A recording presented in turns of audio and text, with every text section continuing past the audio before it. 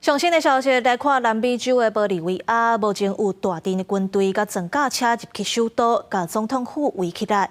总统有出来和军方的头人面对面讲话，嘛呼吁全国百姓爱动员上街头抵抗政变。 士兵全副武装，军队坦克车直接驶到行政首都拉巴斯市中心的穆里约广场，向总统府山顶动。一台坦克车直接驶到大门口，真侪士兵强入去内底。玻利维亚总统阿尔斯甲军方将领苏尼加两人面对面讲话。阿尔斯讲，即马国家正面临着一场政变，阮即马就伫这坚定的对抗。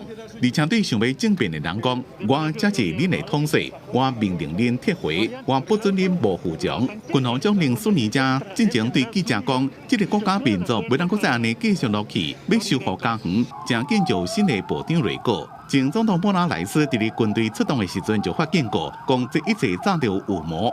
总统阿尔斯伫代志发生之前就发一段影片。这几天就咧传讲，军方将令苏尼加正紧就会被解职。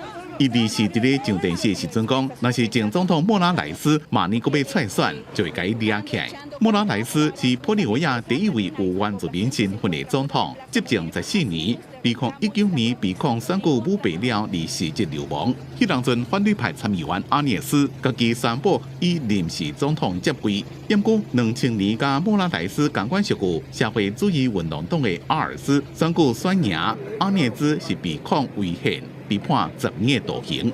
公司新闻吴文玲编译。